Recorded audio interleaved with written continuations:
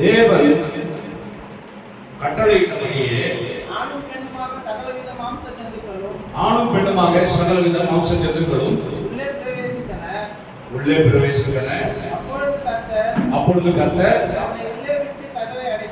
அவனை உள்ளே விட்டு கதவை அடைத்தார். சொல்லமா? ஆண்டவர் சொன்ன நாளிலே மழை வர்றதுக்கு முந்தின நாள் இந்த உலகத்தில் இருக்கிற சகல ஜீவராசிகளிலும் ஜோடு ஜோடுகளாக எதற்குள்ளே உள்ளே எழுதியிருக்கிறது, எதற்குள்ளே வேலைக்குள்ளே ஆண்டவர் பிரவேசிக்க எல்லா ஜீவராசிகளுக்கும் கட்டளையிட்டார். எல்லா ஜீவராசிகளும் ஆட்டோமேட்டிக்கா இவர் போய் ஒன்று பிடிச்சிட்டு வந்துலாம் ஏத்தல. ஆடுல ரெண்டு மாடுல ரெண்டுலாம் பிடிச்சிட்டு வந்துலாம் ஏத்தல. ஆண்டவர் கட்டளையிட்டார். எல்லாம் ஜோடு ஜோடா என்ன பண்ணிருச்சு, உள்ள வந்துருச்சு. அதுக்கு முன்பதாக இந்த பேழையை செஞ்சது நோகம் மட்டும் செஞ்சிருக்க மாட்டார். நோகனுடைய குடும்பத்தை சேர்ந்தவர்கள், பக்கத்தில் யாராவது கூலி ஆட்கள், தச்சர்கள், மரத்தை அறுக்கிறவர்கள், சுமக்கிறவர்கள், ஆணி அடிக்கிறவர்கள், அதுக்கு கீழ் பூசுகிறவர்கள், ஒரு நிறைய பேர் சேர்ந்துதான் அந்த பேழையை என்ன பண்ணியிருப்பாங்க, செஞ்சிருப்பாங்க. அது ஒருத்தரால எவ்வளவு பெரிய பேழையை என்ன பண்ண முடியாது, செய்ய முடியாது. ஏன்னா அது மேல் தட்டு, அப்புறம் ஜன்னல், கதவு, கீழ் பூசுற வேலை, இந்த வேலைகளெல்லாம் அதுக்கு இருக்குது. ஒருவரால அந்த அவ்வளவு வேலையும் செஞ்சிருக்க முடியாது. இவ்வளவு பேர் வந்து வேலை செஞ்சாங்க, பேழையை உருவாக்குவதற்கு வேலை செஞ்சாங்க. ஆனா அவ்வளவு பேரு யாரும் அந்த பேழைக்குள்ள வரல. சொல்லுங்க. ஊழியத்துக்காக நிறைய பேர் உதவி செய்யலாம், ஊழியத்துக்காக நிறைய பேர் என்ன பண்ண ஜெபம் பண்ணலாம், நிறைய பேர் சபையில் வந்து உட்காரலாம், ஊழியத்துக்கு சப்போர்ட் பண்ணலாம், ஊழியத்தை உயர்த்தி பிடிக்கலாம், ஆராதனை செய்யலாம், பாடலாம், பிரசங்கிக்கலாம், எல்லாம் செய்யலாம். ஆனால் பேழைக்குள்ள பிரவேசித்தார்களா என்றால் அவர்கள் யாரும் என்ன பண்ணல, பேழைக்குள்ள பிரவேசிக்கல. இது ஒரு ரகசியமான சத்தியம். வேலையை செய்வதற்கு நிறைய பேர் வந்தாங்க, அவர்கள் கூலியை பெற்றுக் கொண்டு என்ன பண்ணிட்டாங்க, போயிட்டாங்க. ஆனா நோவாவின் குடும்பம் ஆண்டவருடைய தரிசனத்தை அறிந்திருந்தது, ஆண்டவருடைய வார்த்தைக்கு கீழ்ப்படிந்தது. வேலையை திடீர்னு ஒரு நாள்லயே 2 நாள்லயே செஞ்சு முடிச்சிட முடியாது. பல நாட்களாக செய்திருக்கலாம் வேலையை. அந்த பல நாட்களாக செய்யும் போது நோவாவுக்கு நிறைய பேர் வந்து என்ன பண்ணிருப்பாங்க, கேட்டிருப்பாங்க, என்ன செய்வீங்க, இவ்வளவு பெரிய ஒரு கப்பலை நீங்க செய்ய வேண்டிய அவசியம் என்ன, மழையே இல்லை, ஒரு வெட்டாந்தரையில செய்யறீங்க கப்பலை.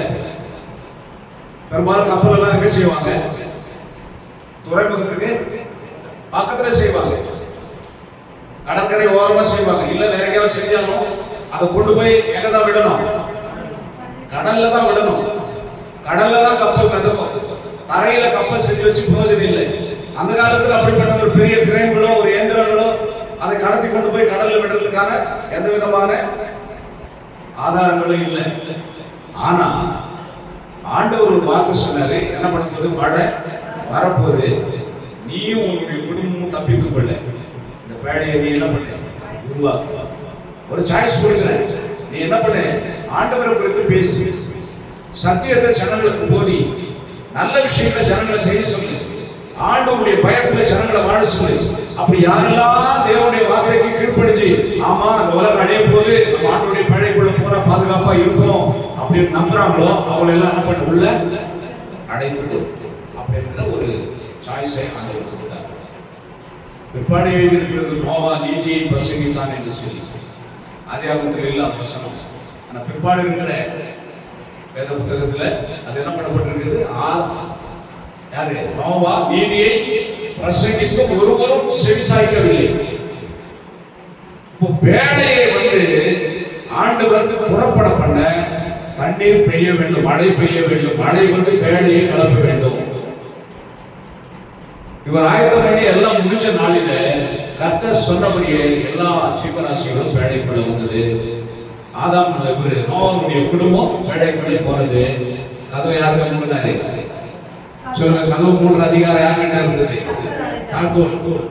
கூட்டு சாமி யாருக்கிட்ட இருந்தது, இவரா நினைச்சுக்கிட்டு அவாவா நினைச்சுக்கிட்டு யாரையோ இழுத்துட்டு வந்து உள்ள வைக்க முடியல. ரொம்ப சொந்தக்காரனா இருந்திருப்பான், ரொம்ப வேண்டியவனா இருந்திருப்பான், அந்த கப்பலை கட்டுறதுக்கு ரொம்ப உதவிகரமா இருந்திருப்பான், மரங்களை அடிக்கிறதுக்கும் ஆணிகளை அடிக்கிறதுக்கும் கீழ் பூசுறதுக்கும் ரொம்ப பிரயோஜனமானவனா இருந்திருப்பான்.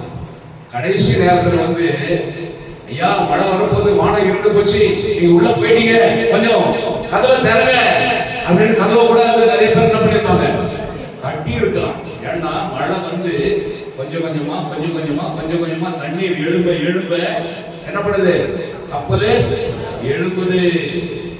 அப்போ முட்டி வரைக்கும் தண்ணி வரும்போது பயந்து போறதுனால என்ன பண்ணிருப்பான், ஓடியாது கதவை தட்டி இருப்பான், தண்ணி எழும்புது, கப்பல் மிதக்குது. அப்போ நம்மளாம் முழுகி போகாம இருக்க இந்த கப்பலுக்குள்ள போயிருவோம், இந்த பேழைக்குள்ள போயிருவோம் முயற்சி செஞ்சிருப்பான். ஆனால் அவர்களுடைய முயற்சிகள் அந்த வேளையில அவர்களுக்கு கை கொடுக்கவில்லை. ஏனென்று சொன்னால் நோவாவாலே என்ன பண்ண முடியாது, கதவை திறக்க முடியாது. யார் வந்து தட்டுனாலும் நோவாவுக்கு கேட்டிருக்கோம். ஆனா நோவாவுடைய முயற்சியினாலே யாரையும் காப்பாற்ற என்ன பண்ணல முடியல. ஆண்டவர் கதவை பூட்டிட்டாருன்னா அத மனுஷன் என்ன பண்ண முடியாது, திறக்கவே முடியாது. கிருபையின் காலத்திலே நாம் வாழ்ந்து கொண்டிருக்கிறோம். இப்ப கிரேஸ் பீரியட், இது வந்து கிருபையின் காலம். இப்ப சத்தியம் எல்லா இடத்திலும் பிரசங்கிக்கப்படுகிறது. மனந்திரும்புங்கள், பரலோக ராஜ்யம் சமீபமா இருக்கிறது என்று சொல்லி சத்தியம் என்ன பண்ணுது, பிரசங்கிக்கப்படுகிறது. இயேசு கிறிஸ்து சொன்னாரு, அநியாயம் செய்கிறவன் இன்னும் என்ன பண்ணணும், அநியாயம் செய்யணும். வெளிப்பட்ட விசேஷத்துல இருக்கிறது. பாவம் செய்யறவங்க பாவம் செய்யணும், அக்கிரமம் செய்யறவங்க அக்கிரமம் செய்யணும், பரிசுத்தமாகிறவங்க இன்னும் பரிசுத்தமாகட்டும். ஏனென்றால் இது கடைசி காலமா இருக்கிறது. அவங்களுக்கு தெரியாது உண்மையாகவே இப்படி ஒரு மழை வரும், அது மிதந்து போவோம், அதுக்குள்ள போனவங்க காப்பாற்றப்படுவாங்க, நம்ம கடைசி நேரத்தில் கரெக்டா அவர் திறந்துருவாரு அப்படின்ற ஒரு எண்ணத்துல இருந்திருக்கலாம். மத்திய எழுதின சுவிசேஷம் 25வது அதிகாரம்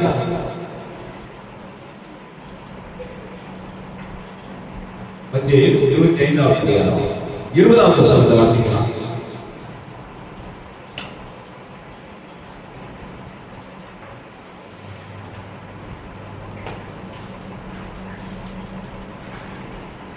அப்பொழுது 5 தாளந்தை வாங்கினவன் இல்ல 10வது வசனத்தை வாசிக்கலாம். அப்படியே அவர்கள் வாங்க போன போது 7வது வசனத்தை வாசிப்பாங்க. அப்பொழுது அந்த கன்னிகைகள் எல்லாரும் எழுந்திருந்து தங்கள் தீவட்டிகளை ஆயத்தப்படுத்தினார்கள். புத்தி இல்லாதவர்கள் புத்தியுள்ளவர்களை நோக்கி உங்க எண்ணெயில எங்களுக்கு கொஞ்சம் கொடுங்க. சொல்லுங்க. புத்தி இல்லாதவர்கள் 5 பேர், புத்தி இருக்கிறவர்கள் 5 பேர் சேர்ந்து மணவாளனுடைய சத்தத்தை கேட்டு அவங்க ஆயத்தமாகறாங்க. நல்லா பாருங்க, மணவாளனுடைய சத்தம் எல்லாருக்கும் கேட்குது. எல்லாரும் என்ன பண்றாங்க, எழுந்து கொண்டார்கள், விழித்துக் கொண்டார்கள்.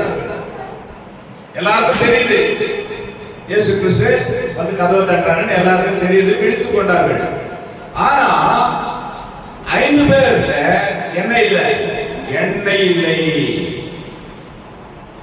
வெறும் தீவட்டிகளை வச்சுட்டு இருக்கிறாங்க. இன்னைக்கு நிறைய சபைகளில் நிறைய கிறிஸ்தவர்களுடைய வாழ்க்கை இப்படிதான் இருக்கிறார். ஆயத்தம் இல்லை. இயேசு எப்போ வருவாரோ, கடைசியில நம்ம எண்ணெயை வாங்கிக்கலாம், கடைசியில நம்ம தீவட்டி நெருப்பு மூட்டலாம், கடைசியில நம்ம மன்னிப்பு கேட்கலாம், கடைசியில நம்ம சர்ச்சுக்கு போயிடலாம்.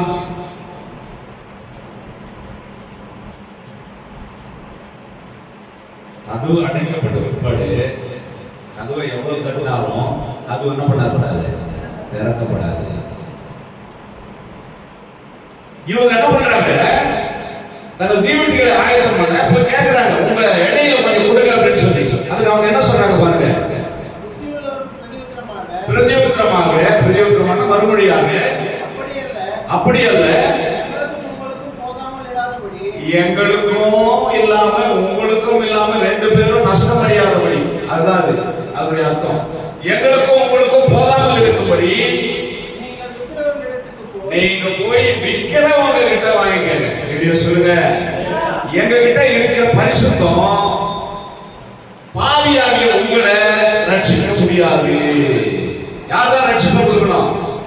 இயேசு கிறிஸ்து தான் ரட்சிப்பு கொடுக்கணும். மனுஷனை ரட்சிக்கிற அதிகாரம் யாருக்கு இருக்குது? இயேசு கிறிஸ்துவுக்கு மட்டும்தான் இருக்குது.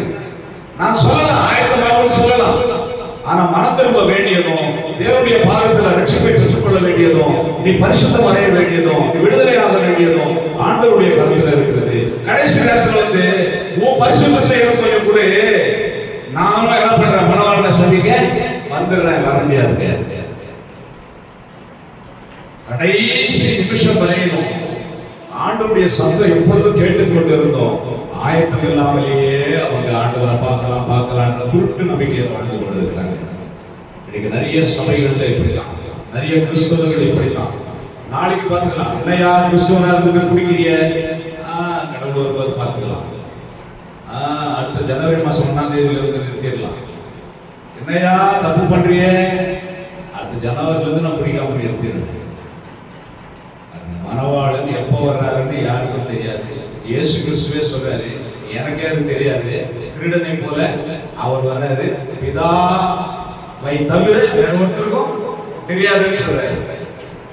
பிதாவை தவிர வேற ஒருத்தருக்கும் அந்த ரகசியம் தெரியாதுன்னு சொல்றாரு. அப்படியானால் நாம் எப்பொழுதும் ஆயத்தம் உள்ளவர்களாக இருக்க வேண்டும், எப்பொழுதும் நாம் பரிசுத்தம் உள்ளவர்களாக இருக்க வேண்டும், எப்பொழுதும் தேவனுடைய முகத்தை பார்க்கிறவர்களாக இருக்க வேண்டும், எப்பொழுதும் ஆயத்தமாக ஆண்டவரோடு கூட ஆண்டவராக நாம் இணைந்து போகிறவர்களாக இருக்க வேண்டும்.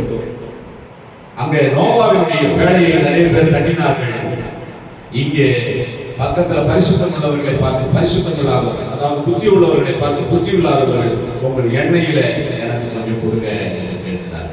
உங்கள் பரிசுத்தத்துல கொஞ்சம் கொடுங்க, உங்க விசுவாசத்துல கொஞ்சம் கொடுங்க, உங்க பக்தியில கொஞ்சம் கொடுங்க, உங்களுடைய அபிஷேகத்தை கொஞ்சம் கொடுங்க. ஆனால் அபிஷேகமும் பரிசுத்தமும் யாருக்கும் என்னுடைய பரிசுத்தத்திலே என்னுடைய மகனை நான் ரட்சித்துக் கொள்ள முடியாது. என்னுடைய மகன் பாவியா இருந்தா அந்த பாவத்தை அவன் தான் ஆண்டவர் கிட்ட மன்னிப்பு கேட்டு அவன் பரிசுத்தமாகணும். என்னுடைய பரிசுத்தத்தாலே என்னுடைய மகனை நான் பரலோகத்துக்கு கொண்டு போக முடியாது. என்னுடைய மகனுடைய பரிசுத்தத்தாலே நான் பரலோகத்துக்கு போக முடியாது. 5 பேருக்கு அந்த சபையில 5 பேருக்கு பரிசுத்தம் இருந்தது. அதே சபையில 5 பேருக்கு பரிசுத்தம் இல்லை. பரிசுத்தம் இல்லாதவர்களுடைய சபையில பரிசுத்தவான்கள் போனா பரிசுத்தவான்கள் மட்டும்தான் பரலோகத்துக்கு போக முடியும். அப்போ பாவிகள் கேட்கிறவர்கள் நிறைய பேர். அதான் 1 கொரிந்தியர் 10ஆம் அதிகாரத்துல சொல்றாரு, எல்லாரும் ஆண்டவராலே ஞானஸ்நானம் பெற்றார்கள், மேகஸ்துக்குள்ளாக எல்லாரும் ஜீவ அப்பத்தை சாப்பிட்டாங்க. வானத்துல இருந்து கொடுக்கப்பட்ட மன்னாவை எல்லாரும் சாப்பிட்டாங்க. ஆனா எல்லாரும் கானானுக்குள்ள போனாங்களா? போகலையே. அதனால பரிசுத்தம் இல்லாமல் ஒருவரும் தேவனை என்ன பண்ண முடியாது, தரிசிக்க முடியாது.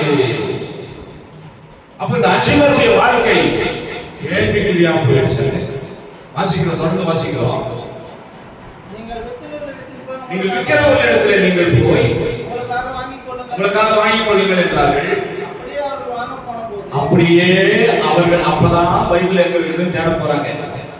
அப்பதான் எந்த சர்ச்சைக்கு போலாம் அப்படின்னு முடிவு பண்றாங்க. இவ்வளவு நாள் சர்ச்சை நடக்குது, பக்கத்துல தான் நடக்குது, அவங்க ஊருக்குள்ள தான் நடக்குது, அவங்க வீட்டு பக்கத்துல தான் நடக்குது. ஆனாலும் அவங்க சர்ச்சையில் வந்து உட்கார்ந்து விருப்பம் இல்லாதவர்களாக இருந்தாங்க. ஆண்டவருடைய வசனத்தை கேட்க விருப்பம் இல்லாதவர்களாக இருந்தாங்க. ஆண்டவருடைய வசனத்தை வாழ தகுதி இல்லாதவர்களாக விருப்பம் இல்லாதவர்களாக இருந்தாங்க. அவங்களுக்கு வேத புத்தகம் இருந்தது, அந்த வேத புத்தகம் பிரிச்சு வாசிக்கல. அவ கிறிஸ்தவ வாழ்க்கை வாழல. இப்போ மணவாளனுடைய சத்தம் கேட்ட உடனே இப்போ என்ன பண்றாங்க, சர்ச்சை எங்க இருக்குது, எந்த பாஸ்டர் கிட்ட போனா நம்மளை ஏத்துக்குவாரு, எந்த சபையில நம்ம மெம்பர்ஷிப் ஆகலாம் அப்படின்னு சொல்லி இப்பதான் என்ன பண்றாங்க, விக்கிற இடத்துக்கு போறாங்க, வசனத்தை சொல்லிக் கொடுக்கிற இடத்துக்கு போறாங்க, ரட்சிப்பின் சுவிசேஷத்தை அறிவிக்கிற இடத்துக்கு போறாங்க. இதெல்லாம் ரகசியம். ஏதோ கதை சொல்லிட்டு போயிட்டாரு இயேசு கிறிஸ்து பைபிள் இருக்குது அப்படின்னு நீங்க எல்லாம் நினைச்சிருப்பீங்க. இந்த 10 கனிகளுடைய விஷயம் அப்படிதான் உங்க மனசுக்கு தோணும். பரிசுத்த ஆவியானவருடைய துணையோடு நீங்கள் வேதத்தை வாசிப்பீர்களானால் மணவாளன் வந்ததுக்கு அப்புறம் சபையை நோக்கி, பாஸ்டரை நோக்கி, சர்ச்சைகளை நோக்கி நிறைய பேர் போறாங்க. திடீர்னு உடம்பு சரியில்லை பாஸ்டர்கிட்ட ஜெபம் பண்ணிக்கலாம்னு போறாங்கல்ல நிறைய பேர். அது வரைக்கும் அவங்க சர்ச்சை பக்கமே வந்துருக்க மாட்டாங்க பாருங்க. ஆனா கிறிஸ்துவங்க பேரு ஜோசப் இருக்கும், ஜான் இருக்கும், காபிரியல் இருக்கும், பேரெல்லாம் கிறிஸ்துவ பேர் தான். ஆனா அவங்க அது வரைக்கும் போய் ஆண்டவர் யாருணும், சர்ச்சை எங்க இருக்கணும், எப்படி ஜெபம் பண்ணணும், வேதம் வாசிக்கிறது, வேதத்துல என்ன இருக்குதுன்னு சொல்லியோ அவங்க திருப்பி பார்த்துக்க மாட்டாங்க. அவங்களுக்கு உடம்பு முடியல, அப்பதான் சர்ச்சைக்கு வருவாங்க. கர்த்தருடைய வசனம் எல்லாம் தெளிவாக சொல்கிறது. அவர்கள் நிற்கிற ஒரு இடத்துல வாங்க போன போது என்ன நடந்தது பாருங்க. மணவாளன் என்ன பண்ணிட்டாரு? முதல்ல ஒரு எக்கால முழக்கம், மணவாளன் வருகிறார் என்ற ஒரு சத்தம். அந்த சத்தம் கேட்ட உடனே இவங்க மணவாளனை பார்க்க தீவெட்டிகளை ஆயத்தப்படுத்துறாங்க. தீவெட்டிகள் என்று சொன்னால் பரிசுத்தம், தீவெட்டிகள் என்று சொன்னால் ஹோலி ஸ்பிரிட், பரிசுத்த ஆவியினுடைய அபிஷேகம், தீவெட்டிகள் என்று சொன்னால் ஆயத்தம். இந்த தீவெட்டி இருந்தால் அந்த தீவெட்டி வெளிச்சத்துல போக முடியும். உங்களுடைய வெளிச்சத்திலே வெளிச்சம் காட்டணும். உலகத்தின் ஒளியாக உண்மையாக தரிசிக்கிறோம். உங்களுடைய முகத்தை நோக்கி பார்க்க நாம் பிரகாசம் அடைகிறோம். எந்த இடத்தையும் பிரகாசிக்க முடியாத ஒளி. அங்கே சூரியன் இல்லை, சந்திரன் இல்லை, கிறிஸ்துவே வெளிச்சமாய் ஒளியாக இருந்தார். இந்த ஒளியுடைய இந்த அபிஷேகமோ, இந்த ஆவியோ, அந்த கனவுண்ட வசனங்களோ ஒரு நாள் அவர்கள் செவிகளிலே சென்று தன்னுடைய ஆத்மாக்களை புதுப்பித்துக் கொள்ள அவர்கள் விருப்பமில்லாதவர்களா உலகத்தோடு உலகமாய் சுற்றிப்பதிலே, உபச்சாரத்தில, குடியில, வெறியில, வேசிகளத்தில, பொருளாசையில, விக்கிரக ஆராதனையில அவர்கள் விழுந்து கிடந்தார்கள். மணவாளன் வருகிறார் என்று சத்தம் கேட்டது. இவர்கள் அப்பொழுதுதான் ஆயத்தமாகி, அப்பொழுதுதான் சபையை தேடுகிறார்கள், அப்பொழுதுதான் பக்தியை தேடுகிறார்கள், அப்பொழுதுதான் பரிசுத்தத்தை தேடுகிறார்கள். ஆனால் மணவாளன் என்ன ஆயிட்டார்? வந்துட்டார். ரெடியோ சொல்லுங்க. எனக்கு அருமையான தெய்வ ஜனமே, இப்படிதான் ஒரு நாள் இயேசு கிறிஸ்து வருகிறார். ஆயத்தம் உள்ளவர்கள் எல்லாம் என்ன பண்ணாங்க? அவர் பின்னாடி போயிடுவாங்க. ஆயத்தம் இல்லாதவங்க அங்கேயும் தேடுவாங்க, பிரகாசம் எங்கன்னு தேடுவாங்க, கர்த்தருக்கு சபை எங்க இருக்குன்னு தேடுவாங்க. நான் போய் சொல்றேன். வேதாகமும் தீர்க்க தரிசனம், இந்த தீர்க்க தரிசனங்களை நிறைவேற்றவே இயேசு கிறிஸ்து உலகத்தில் வந்தார் அப்படின்னு சொல்லி உயிரோடு நாட்களில் சொல்லியிருக்கிறார். நான் தீர்க்க தரிசனத்தை அழிக்க வரல, தீர்க்க தரிசனத்தை நிறைவேற்ற வந்தேன். வானம் பூமியும் ஒழிந்து போகும், ஆனால் இந்த வேதத்தில் இருக்கிற ஒரு வார்த்தையும் என்ன பண்ணாது? ஒழியவே ஒழியாது. ஒழியாத வார்த்தைகளை விசுவாசிச்சு நோவாயினுடைய குடும்பம் பேடைக்குள்ள போறதுக்கு ஆயத்தமா இருந்தது போல நாமும் கூட இந்த உலகத்துல ஆண்டவரோடு கூட ஆண்டவராக, நாமும் கூட ஆண்டவரோடு கூட பரிசுத்தவான்களாய் பிரவேசித்து கர்த்தருடைய நாமத்தை மகிமைப்படுத்த வேண்டும் என்ற தேவனுடைய திட்டமா இருக்கிறது. வெளிப்படுத்துற விசேஷம் 20வது அதிகாரத்துல வாசிக்கும் போது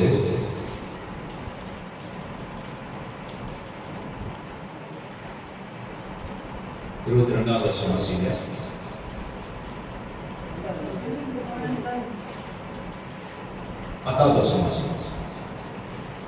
மேலும் அவர்களை மோசம் போக்கின பிசாசானவன் மிருகமும் கள்ளத்தீர்க்க தரிசனமாய் இருக்கிற இடமுமாகிய அக்கினியும் கந்தமுமான கடலிலே தள்ளப்பட்டான். பாருங்க, சத்தத்தை கேட்டு போதும். சத்தத்தை கேட்டு ஆயத்தம் இல்லாதவங்க, பிசாசுகளாக ஆயத்தம் பண்ணப்பட்டிருக்கிற அக்னியும் கந்தமும் எரிகிற கடலில தள்ளப்படுவார்கள் என்று எழுதியிருக்கிறது. அதிகாரத்தில் 3ஆம் அதிகாரம், வெளிப்படுத்தின விசேஷம் 3ஆம் அதிகாரம்.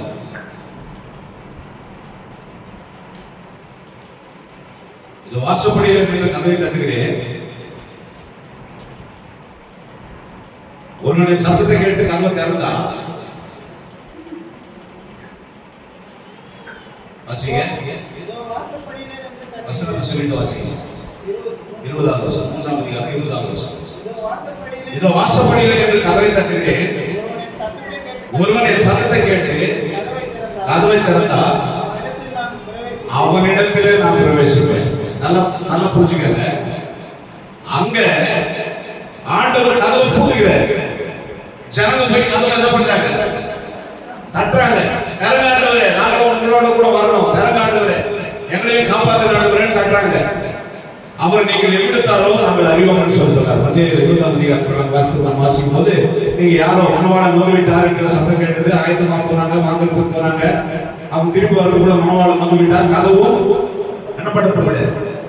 அடைக்கப்பட்டுவிட்டது. அதுக்கப்புறமா வராங்க இவங்க வந்து என்ன பண்றாங்க? கதவை தட்டுறாங்க. ஐயா எங்களுக்கும் தரல அப்படின்னு சொல்லி தட்டுறாங்க. தட்டும்போது ஆண்டவர் பதில் சொன்னாரு, நீங்கள் யாரோ எனக்கு தெரியாது. ஆயத்தப்படாதவங்களை பார்த்து, பேரளவு கிறிஸ்தவங்களா இருக்கிறவங்களை பார்த்து, எப்போ வருவாருன்னு தெரியாது, ஒரு அறிகுறி இல்லாம, ஒரு ஆயத்தம் இல்லாம மெத்தனமா வாழ்றவங்கள பார்த்து நீங்கள் யாரும் எனக்கு தெரியாதுன்னு சொல்லி சொல்றாரு. இங்க வெளிப்படுத்தின விசேஷம் 3ஆம் அதிகாரம் 20வது வசனத்துல சொல்றாரு, வாசப்படியில் நின்று கதவை இவர் தட்டுறாரு. இப்போ அங்க தட்டவங்க யாரு? ஜனங்க தட்டுறாங்க. ஆண்டவரே எங்களுக்கு கதவை தருங்க, எங்களுக்கு கதவை தருங்க. போய் தட்டாங்க. ஐயோ நாங்க அழுகி போறோம், நாங்க முழுகி போறோம், ஐயோ எங்களை காப்பாற்றணும் பேழை தட்டுறாங்க. இங்க இயேசு கிறிஸ்துவுடைய அறையை தட்டுறாங்க. மணவாளன் வந்து விட்டார், அந்த அறையை மணவாட்டி உள்ளே போறதுக்காக தட்டுறா. ஆண்டவர் தெரியாதுன்னு சொல்லிடுறாரு. இந்த வெளிப்படுத்தல் விசேஷத்துல சொல்லி இருக்குது, ஆண்டவர் வந்து கதவை தட்டுறாரு. வாசிக்கிற பாருங்க, ஒருவரின் சத்தத்தை கேட்டு அந்த இடத்துல கூப்பிடுகிறவருடைய சத்தத்தை ஆண்டவர் கேட்டு திறக்க முடியாதுன்னு சொல்லி சொல்றாரு. இந்த இடத்துல ஆண்டவருடைய சத்தத்தை கேட்டு கதவை திறன்னு சொல்லி சொல்றாரு. இங்க கதவை திறக்க வேண்டியது யாரு? வெளிப்படுத்துற விசேஷத்துல கதவை திறக்க வேண்டியது யாரு? 3:20 மனுஷன் கதவை திறக்கணும். அதற்கான நேரம் இது. ஆண்டவர் ஒரு மனுஷனுக்குள்ள வரணும்னு விரும்புகிற நேரம், கிரேஸ் பீரியட், கிருபையின் காலம். ஒவ்வொரு மனுஷனுக்குள்ள ஆண்டவர் வரணும்னு விரும்பி அங்கங்க சபைகளை ஸ்தாபித்து, அங்கங்க ஊழியர்களை எழுப்பி, அங்கங்க சுவிசேஷங்களை அனுப்பி தேவனுடைய வார்த்தையை அங்கங்க பிரசங்கிக்கப்படுகிறது. எல்லாரும் செவிச்சு போகணும் அப்படிங்கிறதுக்காக மைண்ட் செட் எல்லாம் போட்டு எல்லா காதுலயும் வசனம் போகணும், எல்லாரும் ஆண்டவரை தேடணும் என்கிற எச்சரிக்கை துணிகள் ஒவ்வொருவருடைய காதுலையும் போடுது. இப்ப கதவை திறக்க வேண்டியவங்க இப்ப என்ன பண்றாங்க? கதவை இறுக்கமாக மூடிக்கிறாங்க. ஆண்டவர் உள்ளே வரக்கூடாதபடிக்கு, கிறிஸ்தவர்களை பிரகாசிக்க பண்ணக்கூடாதபடிக்கு, கிறிஸ்தவர் அவர்கள் பாவங்களை மன்னிக்க கூடாதபடிக்கு, அவர்கள் பாவ பழிகளை விட்டு வெளியே வரதுக்கு மனசு இல்லாம, ஆண்டவருக்கு இடம் கொடுக்காம அந்த பாவத்திலேயே வாழணும், அந்த சந்தோஷமே அவர்களுக்கு போதும்னு சொல்லி நினைச்சு இந்த உலக சிற்றங்களையும், இந்த உலக இச்சைகளையும், இந்த உலக ஆசாபாசங்களையும் அனுபவிக்கிறதுனால இயேசுவை அனுமதியாம இருக்கிறாங்க. உள்ள அனுமதிக்கிற இயேசுவுக்கு உள்ள இடம் இல்லை. இவர் தட்டிட்டு இருக்காரு. இது கிருபையின் காலம். இப்ப ஆண்டவர் தட்டுறாரு, ஒவ்வொருடைய இருதயத்தின் கதவையும் தட்டுறாரு. ஆனா யாருக்குமே கதவை திறக்கிறதுக்கு என்ன இல்ல? மனசு இல்ல. ஆனால் ஒரு நாள் வரும், மனுஷன் போய் ஆண்டவருடைய கதவை தட்டுமா. ஆண்டவர் அப்ப என்ன சொல்றாரு? நீங்க யாரோ எனக்கு தெரியாது. அதான் நம்ம வாசிச்சோம். அவங்க எரியும் அக்னி கந்தக கடலில பங்கடைவார்கள். சபையை விழித்து தேவச்சனமே விழித்துக் கொள்ளுங்க, ஆயத்தமா இருக்க. இயேசு எப்போ வேண்டாம் வரலாம், இப்பவும் வரலாம். அந்த நாழிகையை யாருக்கும் தெரியாதுன்றதுனால எப்பொழுதும் நாம் ஆண்டவரோடு கூட இணையும்படி, ஆண்டவரோடு கூட நாம் மறுரூபமாகும்படி நம்மை ஆயத்தமாக வைத்துக் கொள்வோம். அதனால இயேசு கிறிஸ்து கதவை தட்டும் போதே ஆண்டவருக்கு திறந்து, ஆண்டவரே வாங்க என்னோட கூட போஷணம் பண்ணுங்க. ஆண்டவர் உள்ள வந்துட்டா உள்ள இருக்கிறவன் என்ன பண்ணுவான்? வெளியே போயிடுவான். அவனை வெளியே அனுப்புறதுக்கு பிரியம் இல்லாதவங்க யார் தெரியுமா? பாவம் செய்கிறவன் யாரால் உண்டாயிருக்கிறான்? பிசாசினாலே உண்டாயிருக்கிறான். ஆண்டவர் வந்ததனுடைய நோக்கம் பிசாசின் கிரியைகளை அழிக்கும்படிக்கே தேவகுமாரன் பூமியில வந்தார் என்று எழுதியிருக்கிறது. அப்போ இந்த பிசாசின் கிரியைகள் அந்த மனுஷனை தொடர்ந்து பாவத்துக்குள்ள நடத்தணும் அப்படின்னு சொல்லி இயேசுவுக்கு இடம் கொடுத்தாங்கன்னு சொல்லி டைப் பண்ணி வச்சிருக்குது. மனுஷன் தான் மனமாறும். மனம் மாற வேண்டியது யாரு? மனுஷன் தான் ஆண்டவரை போய் தேடணும். ஆண்டவர் ஒவ்வொரு வாரம் ஒவ்வொரு தேவ பிள்ளைகள் பிரசங்கிக்கிற பிரசங்கங்களையும் கேட்கும்படி, அவர்கள் இருதயத்துக்குள்ள போகும்படி சரியான ஆயத்தங்களை செய்து, ஏற்பாடுகளை செய்து, வேத வசனங்கள் ஒவ்வொருவரும் காதிலும் விழும்படி செவிகளுக்கு அனுப்பப்படுகிறது. ஆனால் அவர்கள் இருதய கடினத்தின் நிமித்தம் அவர்கள் கதவை திறக்காம, ஆண்டவருக்கு இடம் கொடுக்காம, பரிசுத்தத்துக்கு இடம் கொடுக்காம தொடர்ந்து இந்த உலக சந்தோஷமே போதும்னு வாழ்றதுனால ஆண்டவர் துக்கப்படுகிறவராக இருக்கிறார். ஆண்டவர் துக்கப்பட்டு அவர் என்ன பண்றாரு? திரும்பி போயிடுறாரு. கடைசியா ஒரு நாள் நியாயத்தீர்ப்பின் நாள் வரும். நியாயத்தீர்ப்பின் நாளிலே நம்ம என்னதான் அழுது புரண்டாலும் நமக்கு அது கிருபை இல்லாமல் போகலாம். அதனால எனக்கு அருமையானவர்களே, தேவனுடைய கிருபையான நாளங்களிலே ஆண்டவரை பற்றிக் கொள்வோம். அவரை அண்டிக் கொள்கிற யாவரும், அவரை அண்டிக் கொள்கிற யாவரும். சங்கீதம் 2ஆம் அதிகாரம் கடைசி வசனத்தை வாசிங்க. சங்கீதம் 2ஆம் அதிகாரம் கடைசி வசனம்.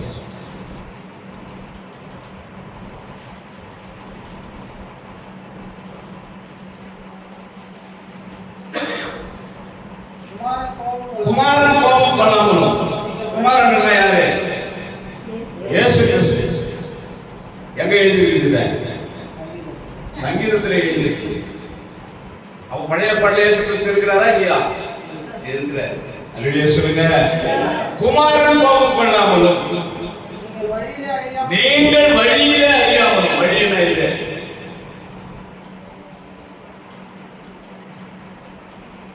சொல்லுங்க. வழியில ஐயா, நம்ம பிரயாணப்பட்டு போய் கொண்டிருக்கிறோம். நம்முடைய வாழ்க்கை தான் ஆண்டவரை தரிசிக்க ஒவ்வொரு நாள் ஆயத்தமாகி ஒவ்வொரு நாள் போய் கொண்டிருக்கிறோம். கர்த்தருடைய பிள்ளைகளுக்கு இந்த வாழ்நாள் ஒவ்வொரு நாளும் ஆண்டவரை தேடி ஓடுகிற நாள் தான். நீங்க தூங்கி எழுந்து பணத்தை தேடி ஓடுறீங்க, வேலையை தேடி ஓடுறீங்க, இதுதான் உங்களுக்கு பிரதானமா இருந்தா நீங்க ஆண்டவரை 2ஆம் பட்சத்துல வச்சிருக்கிறீங்கன்னு அர்த்தம்.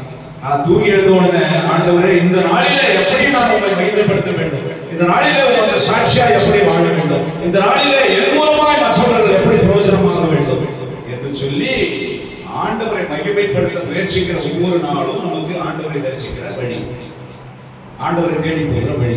அதான் சொல்ற வழியிலே, உங்கள் பிரயாணங்களிலே, உங்கள் வாழ்க்கையில நீங்கள் அழிந்து போகாமல் இருக்கிற. அதான் சொல்ற குமாரன் கோபம் கொள்ளாமலும் நீங்கள் வழியில அழியாமல் இருக்கும்படிக்கு அவருடைய பாதத்தை என்ன பண்ணுங்க, அவருடைய பாதத்தை என்ன பண்ணுங்க, முத்தம் செய்யுங்கள். இயேசுடைய பாதத்திலே நீங்கள் வந்து விழுந்து விடுங்கள். அப்பொழுது கர்த்தருடைய கரங்களாலே நீங்கள் எழுப்பி நிற்க வைக்கப்படுவீர்கள், தூக்கி எடுக்கப்படுவீர்கள். ஆண்டவருடைய பாதத்தில் விழுந்தா ஆண்டவர் தூக்கி நமக்கு நிறுத்துவார். காலம் பிடிச்சுக்கோங்க, அவர்கிட்ட மன்னிப்பு கோருங்க, அவரோடு கூட ஒப்புரவாகுங்க என்று சொல்லியிருக்கிறது. குமாரன் கோபம் கொள்ளாமலும் நீங்கள் உங்களுடைய வாழ்க்கையில அழிந்து போகாமல் இருக்கும்படிக்கு உங்களுடைய பாதத்தை முத்தம் செய்யுங்க. ஏன்னு சொல்லி சொன்னா, கம்ப்ளீட் பண்ணுங்க அந்த வசனத்தை. கொஞ்ச காலத்திலே அவருடைய கோபம் இந்த பூமியை என்ன பண்ண போகுது, பற்றி எரிய வைக்க போகுது. பெரிய ஒரு தண்டனை இந்த உலகத்துக்கு இருக்கிறது. அவன் பக்தியா வாழறவனுக்கும் பக்தியா வாழாம இருக்கிறவனுக்கும் வித்தியாசத்தை கர்த்தர் காண்பிப்பார். கோதுமை மணிக்கும் பலருக்கும் வித்தியாசத்தை கர்த்தர் காண்பிப்பார். கனி கொடுக்கிற மரத்துக்கும் கனி இல்லாத மரத்துக்கும் வித்தியாசத்தை கர்த்தர் காண்பிப்பார். இயேசு கிறிஸ்து நிறைய உண்மைகளை சொல்லி இருக்கிறார். கனி கொடுக்காத மரம் எல்லாம் என்ன பண்ணப்படும், வெட்டுண்டு அக்னியில போடப்படும். ஆண்டவர் கதவை வந்து தட்டுறாரு, நம்ம கதவை தட்டுறாரு, வாசப்படியை தட்டுகிறேன்னு சொல்றாருல, அதுதான் என்னடா அர்த்தம் அப்படின்னு சொல்லி சொன்னா, வேலைக்காரன் ஆண்டவரே இந்த மரத்தை வெட்டி போடலாமா கனியில் அப்படின்னு சொல்லும்போது ஆண்டவர் வந்து என்ன சொல்றாரு, இன்னும் கொஞ்ச நாளைக்கு இருக்கட்டும், அதை வெட்டி எருப்போட்டு தண்ணி பாய்ச்சி வேலை அடிச்சு வை, அது பலன் கொடுத்தா பார்க்கலாம், பலன் கொடுக்கலாம், வெட்டிடலாம். கிருபையின் காலம், சான்ஸ் கொடுக்கிறாரு, வாழ்வதற்கான ஒரு வழிவாசலை திறந்து கொடுக்கிறாரு, வாய்ப்பு கொடுக்கிறார், வாழ்வதற்கு ரட்சிப்படைவதற்கு வாய்ப்பு கொடுக்கிறாரு, ஆண்டவர் தேடுவதற்கு வாய்ப்பு கொடுக்கிறாரு, ஆண்டவரோடு கூட இணைவதற்கு வாய்ப்பு கொடுக்கிறாரு, சபையில் வந்து ஆராதிப்பதற்கு வாய்ப்பு கொடுக்கிறாரு. ஆனா அசட்டை செய்து கொண்டு தங்கள் சுய விருப்பங்களை நிறைவேற்றிக் கொண்டிருக்கிறவர்களுக்கான முடிவுகளை அங்க வச்சிருக்கிறார். கசப்பு சித்திப்புமான ரெண்டு விதமான சுவையை ஒரு மரம் என்ன பண்ண முடியாது, தர முடியாது. ஒண்ணு அது கசப்பா இருக்கும், ஒண்ணு அது எரிப்பா இருக்கும். அனலும் இல்லாம குளிரும் இல்லாம வெதுவெதுப்பா இருக்கிறத என்ன பண்ணுவாரு, என்ன பண்ணுவாரு, ஒண்ணு அனலா இரு, ஒண்ணு இல்லைன்னா ஒண்ணு கடவுள் கிட்ட வந்தா கடவுள் தான் வேணும், பலகை எனக்கு வேண்டாம், சிக்கன் எனக்கு வேண்டாம், ஆசாபாசம் எனக்கு வேண்டாம். என்னதுக்கு ஆசாபாசம்? விக்கிரக ஆராதனை ஆசாபாசம் இல்லையா? குடிக்கிறது ஆசாபாசம், வயிற்றுக்கு போஜனம் சாப்பிடுறது ஆசாபாசமா? இவைகள் எல்லாவற்றையும் விட இயேசு பெரியவர். இல்லையா சொல்லுங்க, கர்த்தர் பெரியவர், அவருக்கு தான் முதலிடம், என் ஆண்டவருக்காக முதலிடம். ஒரு பாட்டோட பாடணும் பாருங்க, என் வாழ்க்கையில எவ்வளவு தடைகள் வந்தாலும் மாட்டுவேன், நான் என்ன பண்ண மாட்டேன், உங்க வீட்டுக்கு தூரமா போக மாட்டேன். என்னங்க தானியலுக்கு வந்த தடையை கூட நமக்கு பெரிய தடைகள் வரும்போது ராஜா கண்டல போடுறாரு, நான் இருக்கிற சிலையை வணங்கலைன்னா என்ன பண்ணுவேன், கொண்டு போய் சிங்கத்தின் கவியில போடுவேன், அக்னி சூளையில போடுவேன்னு சொல்லி சட்டம் போடுறாரு. அப்படிப்பட்ட சட்டம் நம்முடைய வாழ்க்கையில யாராவது போட்டாங்களா? நம்ம ஆண்டவர் நேரத்துக்கு நம்ம ஆண்டவருடைய பிள்ளையா வாழறதுக்கு எவ்வளவு ஃப்ரீடம் கர்த்தர் கொடுத்திருக்கிறாரு. இந்த காலத்துல நம்ம மூலமா இருந்தா ரட்சிப்பு என்ன பண்ணுமா, வேற ஒருத்தர்கிட்ட இருந்து எழுப்போம். எனக்கு அருமையான தெய்வ ஜனமே, நம் ஆண்டவருக்கு சாட்சியாக வாழ்வோம். நம் ஆண்டவரை தரிசிப்பதுதான் நம்முடைய நோக்கமா இருக்கிறது. பூமியில உலகத்துக்கு அறவைகளை தேடட்டும். மரித்தோர் தங்கள் மரித்தோரை அடக்கம் பண்ணட்டும். நீ தேவனை பின்பற்றுவதையே நோக்கமாக கொண்டு, அப்பொழுதுதான் மணவாளனுடைய சந்தத்தை கேட்டு மணவாளனுடைய அறைக்குள்ளே மணவாட்டியாக நீ என்ன பண்ண முடியும்? பிரவேசிக்க முடியும். கர்த்தர் லாக் பண்ணிட்டாருன்னு சொன்னாங்க. லாக் என்ன பண்ண முடியாது, ஓப்பன் பண்ண முடியாது. நம்ம பாடுறல, இது திறந்தால் அடைப்பவன் இல்லை, இது கட்டினால் இடிப்பவன் இல்லை. அதனால ஆண்டவர் தான் திறவுகோலை உடையவராய் இருக்கிறார். ரட்சிப்பின் திறவுகோல்கள் இப்பொழுது திறக்கப்பட்டு ஆண்டவர் ரட்சிப்பை இலவசமாக, வசனங்களை இலவசமாக, மன்னிப்பை இலவசமாக ஜனங்களுக்கு வழங்கி கொண்டிருக்கிற இந்த வேளையில கூட நம்ம ஆண்டவரை தேடாமல் இருப்போம்னா, நம்ம ஆண்டவருக்கு நம்ம ஒப்பு கொடுக்காமல் இருப்போம்னா, நம்ம இன்னும் பாவங்களிலே வாழலாம் என்ற முடிவோடு கூட இருப்போம்னா, வேற எப்போ ஆண்டவரை தேடுவதற்கான வாய்ப்பு வழங்கப்படுகிறது. எல்லாரையும் ரட்சிக்க முடியாது. நீங்கள் செவித்து சொல்லுங்க. கர்த்தர் கிராமத்தை ரட்சிக்க முடியாது. செவித்து சொல்லுங்க. கர்த்தருடைய ஆசீர்வாதம்.